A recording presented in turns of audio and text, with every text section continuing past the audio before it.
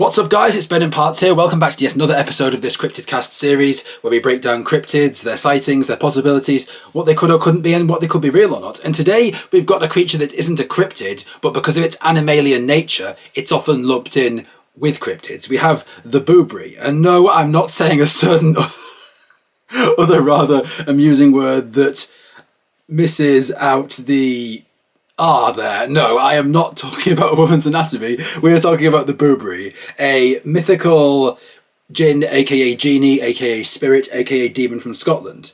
Now, this is a particularly kind of horrific creature. It's not as funny as the boob. No. I'm not going to say it because I don't want to get demonetized. Basically, what this cryptid is, or rather what this spirit is a mythical shape-shifting spirit which is native to the lochs in the west coast of Scotland.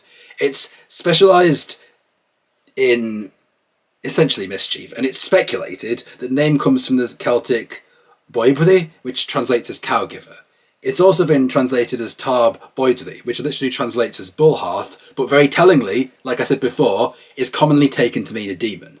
It takes the form of a large bird because spirits are shape-shifting, but crucially, it can also appear as a water horse and, which is almost like a reference to the galliniper in America, can appear as a large blood-sucking insect. Now you might think, so far, what's mysterious about this thing, apart from the fact that it, takes slightly ominous shapes? Why is it mysterious? Well, it's a malicious creature. Its diet is mostly cattle. And you might say, well, okay, it steals cattle from farmers, it embezzles their livestock. What's that mischievous about it? Well, the thing is, it's not above killing farm workers to get the livestock. Yeah, it's one of those thieves that won't just rob your shop. The shotgun isn't for show. It will absolutely use the shotgun on your store. It's that kind of thief. It's not above killing farm workers that attempt to protect the livestock. It eats sheep and lambs and also devours large quantities of young otters that don't know otherwise and might come across its tracks. Although it's most commonly said to be seen in the form of a bird, it's very difficult to spot in the wild. One of the most famous accounts of it comes from Campbell of Islay, who noted the story of the water bull. He tells the story of a young man who came across a wounded bull by the side of Loch Dobron in Argyll, and he nursed it back to health.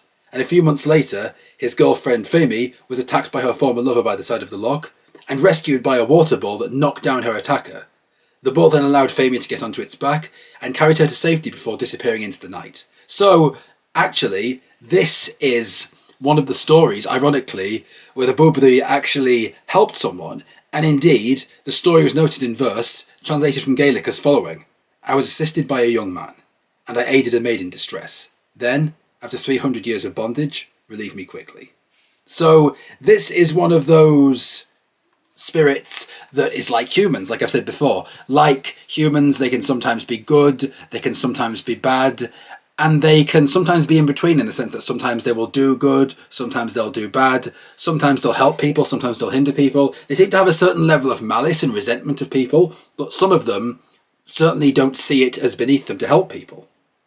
And furthermore, another way that you'll know that the Boobrie is around is that it's said to have a roar like a bull. Even though it's most commonly said to look like a bird, and even though it's said to often take the form of a bird, it's said that you can know it's in the area when it roars like a bull. Even in its bird form, it's said to often roar like a bull. These roars were often heard in Loch Arbour, Scotland, around Argyll, and one of them was said to have lived in Loch Leathan.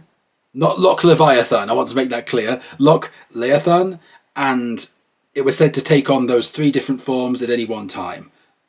So it's one of those spirits that shifts not only in its appearance, but sometimes in its attitudes. Sometimes it helps people, sometimes it hinders people, and it was also said to dive quite deep. There are old occurrences of the creature, old folk tales, claiming one remains submerged for more than 5 hours, implying that, like some spirits, it doesn't need to breathe in the same way we do, or simply that it was very quick and moves in the speed of light like some spirits, like the Ifrit mentioned in the Quran, and that it can very quickly appear here, appear there.